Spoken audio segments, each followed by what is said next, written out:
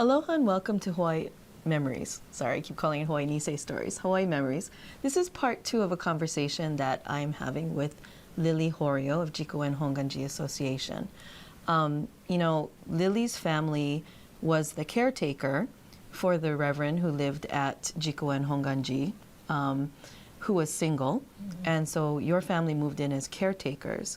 You moved in 6 months before Pearl Harbor was attacked. And what happened, to recap, is that all of the Buddhist priests were taken away and sent to a Department of Justice camp, probably the one in New Mexico, and the temples were all closed. Your family was in residence, and your father, Shohei Miyasato, was actually keeping things, taking care of Jikoen. Now, orders were given that the temples were not to be opened and running.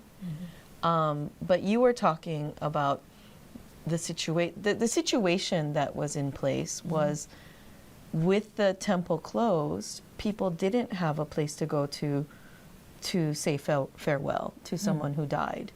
And all of the other things that the temple takes care of. So what happened in that time when the Reverend gets taken away? Well, my father, I really have to credit him for being so religious in terms of having closure for these young men who died.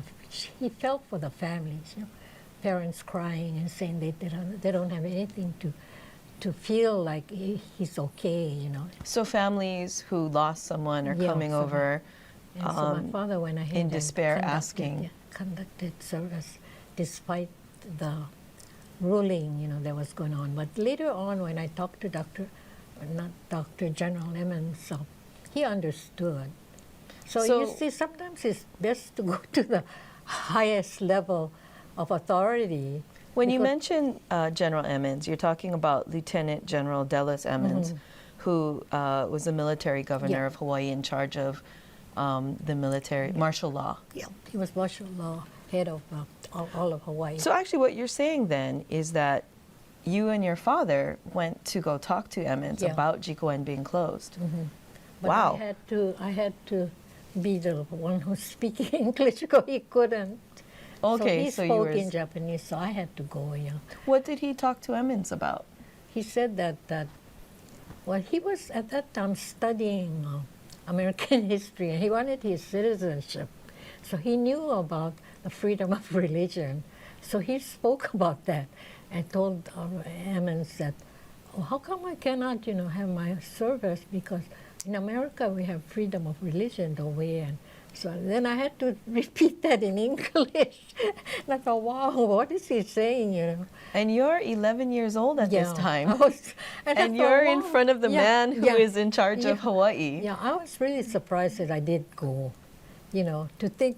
And later I found out what his title was.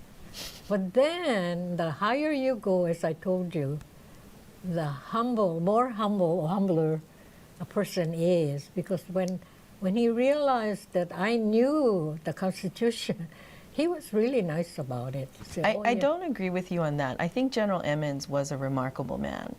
I think that he really should be credited with more than he is, because he is the one that chose not to act on Executive Order 9066.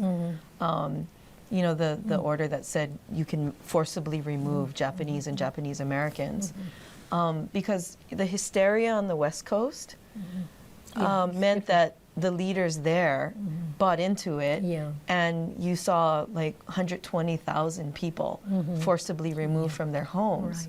General Emmons, who, like you said, was such a humble, wonderful person, he fought, I read that he was under a lot of pressure, but he just said, no, it's not needed. And so you were really lucky that you were able to encounter this man who was just so compassionate. And I don't know where I have it, but I have it someplace in when I was interviewed many years ago, how the leaders of Hawaii at that time, the business leaders, had said that told Emmons that Hawaii is different. Yeah. Yeah, he said, we will not have anyone going against the Well, government. Tom Kaufman did a really good documentary called First Battle, Yeah. which looked at this emergency committee, which had Hongwanji, Shigeo yeah. Yoshida, Burns, Yeah. Robert Shivers, the FBI agent in charge. And, you know, these men had a very level head Yeah. and advised Emmons, you know, that, hey, you won't have, these are Americans. Yeah. And it is extraordinary that Hawaii had such a different experience than what you saw happening on the mainland with the hysteria about Japanese. Yeah, that's what I had heard.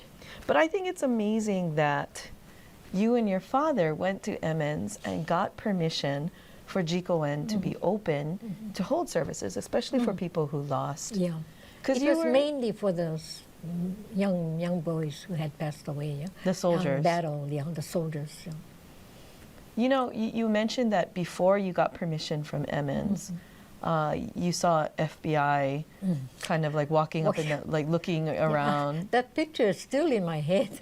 I can't get it erased. What picture is that? The FBI guy with dark suit walking back and forth Jikoen's steps, but not coming. I thought, why doesn't he come in if he wants to ask us? Were you afraid? A little afraid, but concerned as to why he wasn't coming in to tell us what it is that he's spying on, you know. It really did look like spying. Because I think a fear could have been your was a father fear. being taken away because he was Well, disobeying. my father wasn't. Yeah. Oh, you mean Yeah, I that would he have been might- afraid, yeah. Oh, maybe, yeah. No, I But can you know, see the that. thing is that no other temple opened like Jikoen did. Yeah. You guys were the only one that had that permission, at least in Honolulu. I believe there was one other on Oahu, you but might hear, I don't know, later after I did the research, I read somewhere that Hongwanji had opened because they had this female priestess there, Reverend, what was her name? So when I saw that, I thought, oh, well, I but should even then, that's two. yeah. There would be only two temples Only that are one, yeah, open, one on the other, right? yeah. And you know, Jikoen is listed as the first temple that reopened during the wartime, and it was kept open by your family, especially your father, and was performing services for soldiers, Nisei soldiers who went to war and had to and died. Mainly for those families. They were so grief-stricken, you know. He felt so bad that they needed some closure. But to think about, you know, your father having the courage to go to Emmons and to argue using the things he learned while he was studying to become a citizen, I mean, that's amazing. no, sometimes a little of knowledge goes a long way because he wasn't afraid. Yeah. You know, most people would have been afraid. But I go back to that point. Jikoen was the only temple that reopened. Yeah, that's right. And it was because of what you and your father did, you know, going to talk to Emmons and making that wonderful argument. And that's pretty remarkable. Well, I think it was remarkable because of Emmons. Because That's right. Because he had That's the right. title. He could have just said no. You know, but he took the time to listen. You know. And you know, we had talked before about the role of Jikoen, how Jikoen, you know, is known as the Okinawan temple because it was created to be a place that Okinawans could be comfortable with and not feel discriminated against. And you know, the other big role that Jikoen played was actually after the war, when the Hawaii United Okinawa Relief effort came into play. So Okinawa is completely devastated in the Battle of Okinawa. They're completely reliant on the U.S. military, and Hawaii Okinawans in the military are writing letters and articles home about how bad the situation was. And do you remember anything about the relief effort? Because I think a lot of the meetings were held at Jikoen. It was, in fact, the temple where we had services supposed to be a sacred place, but it was just filled with old clothes, filled with people many who are not Buddhists, all sitting there, folding clothes to be sent. And so, in other words, it was a war relief center, not a temple. And then, so my father felt bad about that, but then when he realized that people were helping, then he kind of reconciled his thoughts, and then they went on. And So this is well before there was a Hawaii United Okinawan Association or a center, and Jikoen was the meeting place. I heard a story that the Reverend sometimes couldn't even get into his office because it was being used for community meeting. Well, being a minister, he couldn't have bad thoughts anyway. But he used to think, wow, this is my office, and what are they saying, you know? So one day he had the nerve enough to say, oh, this is my office. You're sitting in my chair. But anyway, that happened too, yeah. But what this is like Jikoen was the gathering place. It was the place that people could meet, plan, do the relief efforts. And, you know, sending over clothing, food, collecting, I heard thousands of dollars to send over to help in Okinawa. And also, you know, the planning to send over 550 pigs to Okinawa to rebuild their pig industry. That was a big, big event. And, you know, you stayed at Jikoen until when you were UH, a sophomore at UH Manoa. Yeah, around that time. And at that time, your parents bought a place in Nu'uanu. And, you know, so you actually, what did you study at UH? Oh, well, in those days, women had only two options, go to teacher's college or go to home economics and become a home ec teacher. So I didn't even have any thoughts of choosing. So this was in 1950, in the 1950s, early 1950s. Yeah, I graduated 48, And women had that much limitation still. Oh, yeah. So either teach or go to home ec. That's about all. Then when I first heard my niece wanted to be a lawyer, I thought, wow, times really have changed. In a good way. Yeah. So, you know, I was fascinated where you worked for the military in education. And I think you did 2 years in Japan, and then you had a chance to go to Europe, to Frankfurt, Germany. Yeah. And, you know, can you tell us about, I think a request came in for you to visit a Buddhist. Yeah. Can you tell us about that?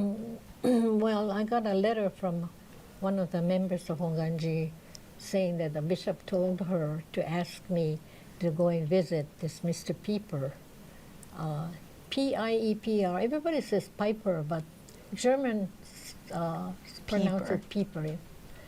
And so I was afraid to do it, but since I'm the only one that they could ask, I said okay, but it took a lot of paperwork because I had to go through East Berlin before I could land on West Berlin. So at this point, was the wall in place? No, Cold War. Cold War. Yeah, and so Germany was still an enemy, spiritually enemy.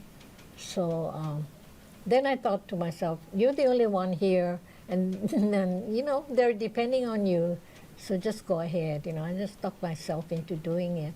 But I'm glad I did, because I would have regretted it the rest of my life. Yeah. So you went by train, had to be at night. Train, but then we had to go. And I wondered why I didn't have any pictures. Then many years later, I realized I couldn't take any of those things with me. No cameras allowed. No, nothing. And so this was a small group that was trying to establish a Buddhism. No, it wasn't. I went by myself.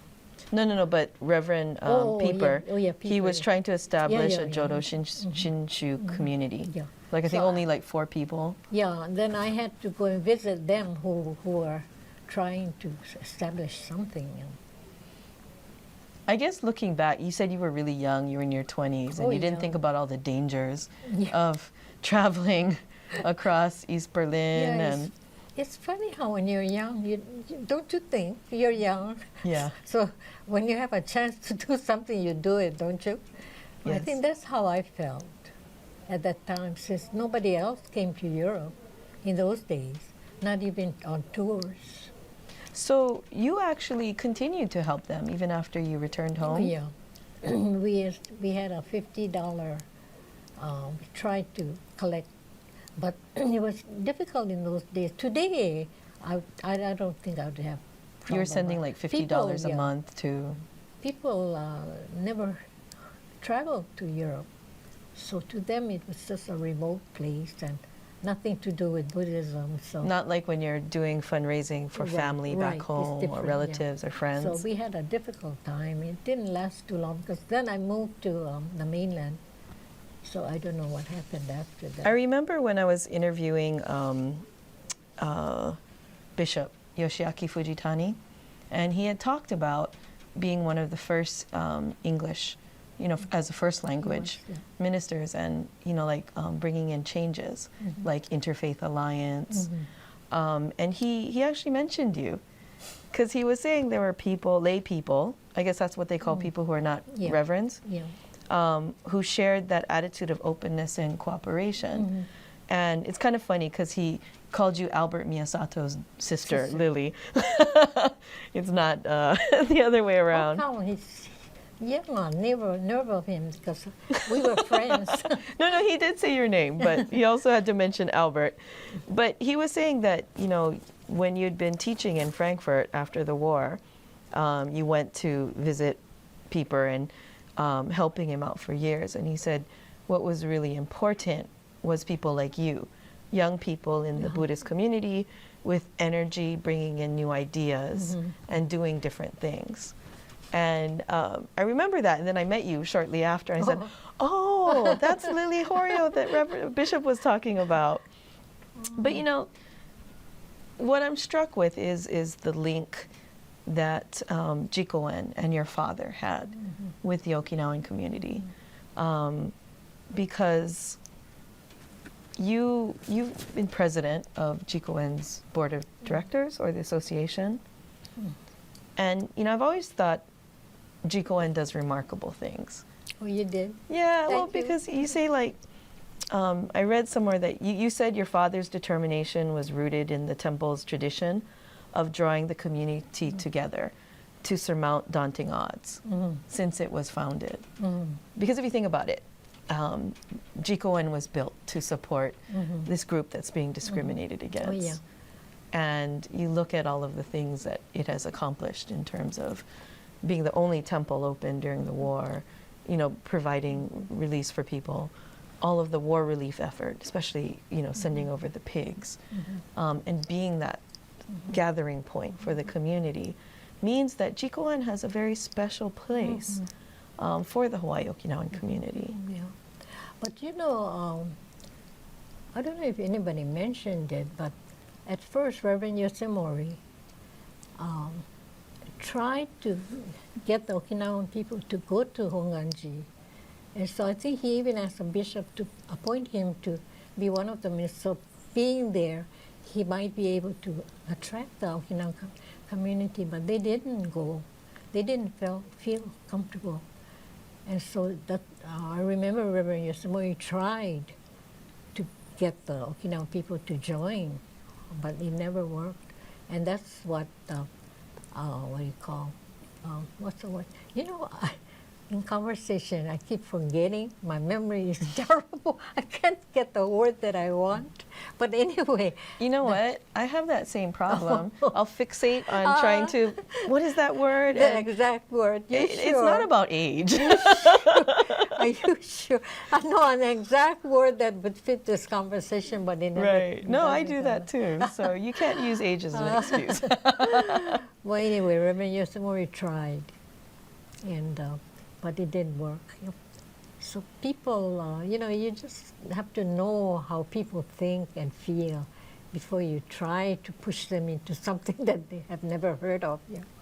But I'm not Buddhist and I'm not a member of Jikoen, but I volunteer there a lot, and I'll do whatever I can to help Jikoen because of what it's done and its position in the community. Supporters. And I think Jikoen is unusual in all of the Honpahong Nishiyama temples because you have such a huge source of support from the Right. Okinawan community. Yeah, that's right.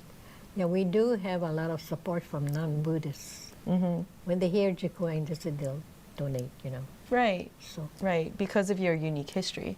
And I was telling you, as much as I kind of knew a little bit about its background, but I love, in researching and in talking to you, learning the details about Jikoen's history.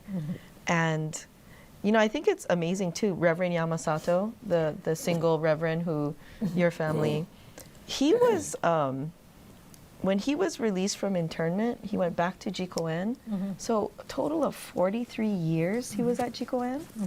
That's amazing. yeah, he's recognized as the one of the ministers of Honpahong Nishiyama that served the longest because of the 42 years. Yeah. Yeah, And then the first, the Yosemori, yeah, his son later became a priest. Reverend Yosemori.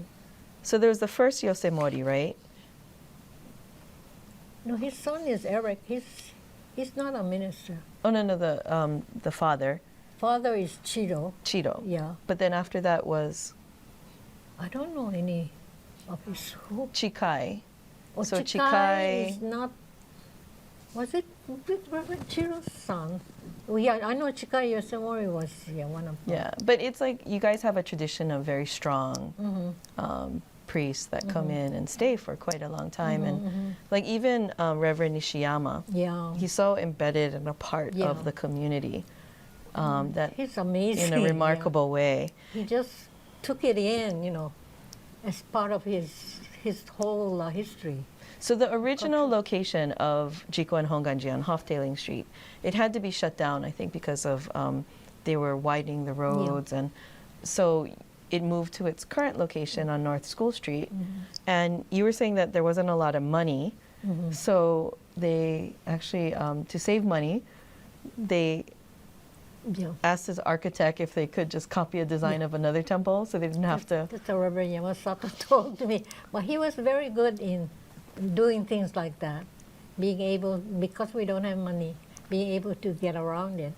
And so that's why he kept telling us that the temple at Jikoen on Hoftailing is exact replica of another temple on the other island, and I forgot what the name of it was, because I like the frugality of him yeah, copying. they asked permission to have the same. Everything is the same, but we saved quite a bit of money Oh, I'm by sure. doing that. Yeah. And I remember there was a period where because they cut funding to help preschool, Jikoen is funded by the Lumbini Yeah. preschool, and Jikoen was having a financial crisis and did like a SOS call out, and it was fascinating because I went to that meeting, and it seemed like half the people there were not members of Jikoen. It was the Okinawan community coming out Yeah. to say Yeah. Jikoen needs help.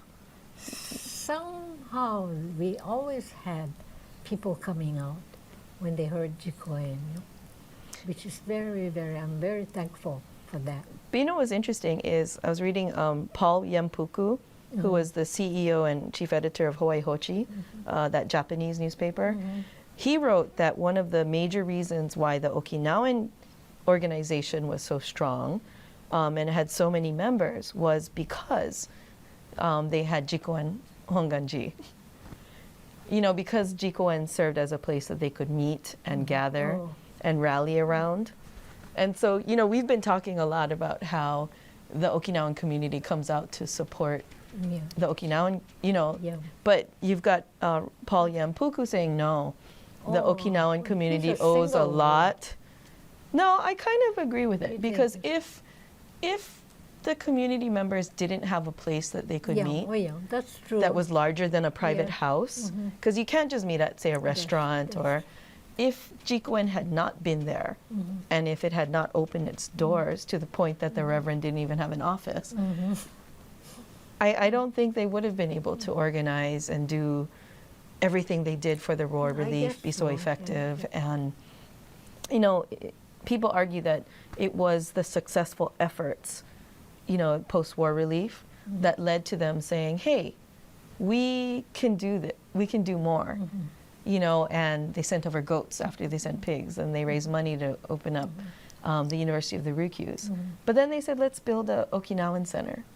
Then let's have this Okinawan festival.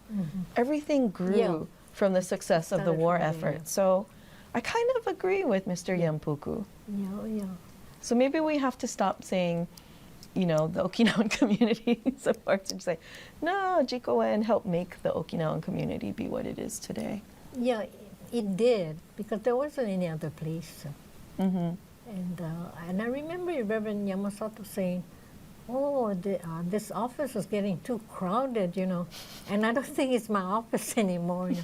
And so he started to tell members, you know, you better build your own place. Like, and that's how UA evolved from that, from necessity of overcrowdedness. Giving the Reverend like, his office back. Something like that. But anyway, it was done in a friendly, nice.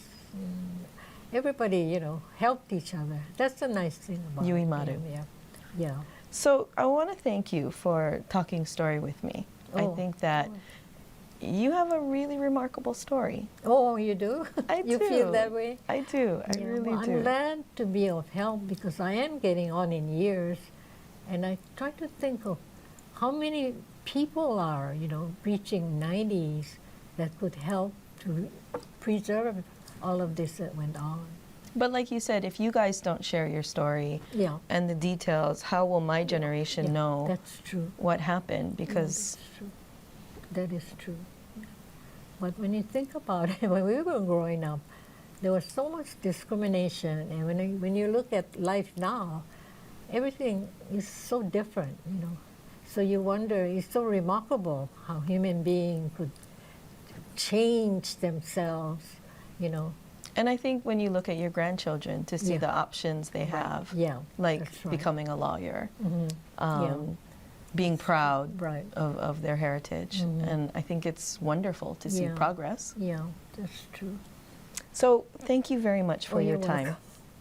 I hope that I had something to contribute. Yes, well, you did. It was nice meeting you again. Can I say something? Sure. You haven't aged at all. You look the same. You look the same shirt. I like you. No, when was it the last time I talked to you? And I tried 7 years ago. Yeah, but then, But thank you. Nice.